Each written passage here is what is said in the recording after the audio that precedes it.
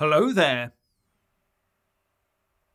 Getting Finland and Sweden into NATO will take a lot of horse trading with Turkey.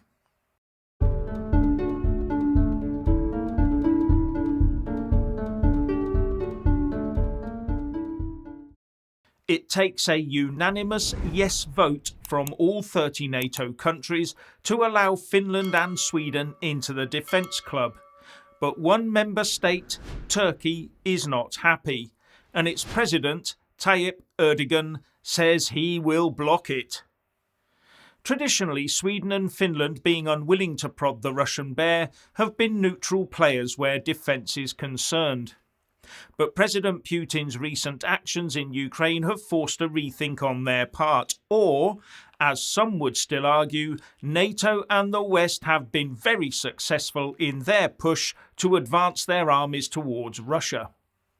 Anyway, at the end of the day, the majority of people in Sweden and Norway now seem to want their countries to join NATO, and the Kremlin is of course extremely unhappy about this and has stated that this decision is an extremely bad one.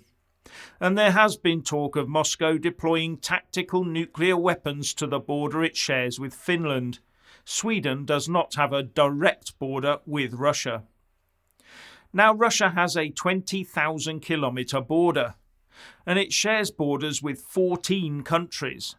Of that, Russia shares 1,215 kilometres of its border with NATO countries. That's just over 6%, or about 1/16 of its entire border. But Finland has a 1,340 kilometre border with Russia. So once Finland joins NATO, Russia will share 12.755%, or about an eighth of its total border with NATO countries, just over double the previous amount. Now, Turkey has a complicated relationship with Russia and Ukraine, further complicated by its relationship with the West and the EU, as well as its membership of NATO. And at the moment it appears that Ankara is pro-Ukraine, but not totally anti-Russian. But Erdogan is also unhappy with the thought of Finland and Sweden joining NATO, especially Sweden. On Friday he told reporters, "We are following developments. We currently do not have a positive position on the issue of Sweden and Finland joining NATO." He has also accused the two countries of harbouring terrorists. In fact, Erdogan called Sweden a hatchery for terrorists, and he also attacked them for their sanctions against Turkey after it went into Syria in 2019. "How can we trust them?" he asked. Erdogan also said that it was pointless to send Swedish and Finnish diplomatic envoys to Turkey because it would not change his position.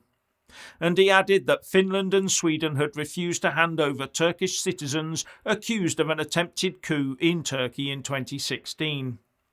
So it looks like Turkey has a list of demands that it wants met prior to okaying accession to NATO for Finland and Sweden. Now, although accelerated, the accession process will take about a year. That will probably give all players the opportunity to iron out these diplomatic wrinkles. But it is the response of Russia that is the big unknown here. Despite Putin saying that Russia has no problem with these NATO bids as they don't pose a direct threat to Russia. With Politico reporting, Russian President Vladimir Putin said Finland and Sweden's bids to join NATO pose no direct threat to Russia, but warned the Western military alliance against moving weapons into the two countries' territories. By weapons, I assume Putin means nuclear weapons. But this does seem to be at odds with his previous stance about NATO expansion. In fact, his whole action in Ukraine was meant to stop NATO expansion, so he must be softening his stance. Or maybe Putin is balancing this development against any slow, grinding progress he might be making in the Donbass region and in establishing a land bridge with Crimea, especially now that the Azovstal steelworks in Mariupol appears to have fallen to Russian forces. Anyway, here's what Bloomberg reported back in December last year. Russia demanded that the North Atlantic Treaty Organization roll back almost a quarter century of expansion by withdrawing forces from Eastern Europe and halt further growth, an unprecedented challenge to the US and its allies that could derail efforts to end a standoff over Ukraine. But the UK, now followed by France, Iceland, Denmark and Norway, have all pledged to defend Finland and Sweden if Russia goes for them prior to them getting NATO membership. Now, as part of the NATO Defence Alliance, military units of all member states, especially the larger ones like the US and UK, need to get troops on the ground to exercise in and get to know the territory in the new member states that they could end up defending. That might mean that after Finland joins, we see large-scale exercises near the Russian border, as well as close to the NATO border with Belarus. Maybe not nuclear weapons, but tanks, helicopters and warplanes, as well as naval operations. Moscow and Minsk may then feel they have to divert resources away from Ukraine to counter that. And remember that Minsk, although not directly in this fight, has ordered its troops to the Ukraine border to force Ukraine to keep resources in the north and away from the Donbass action.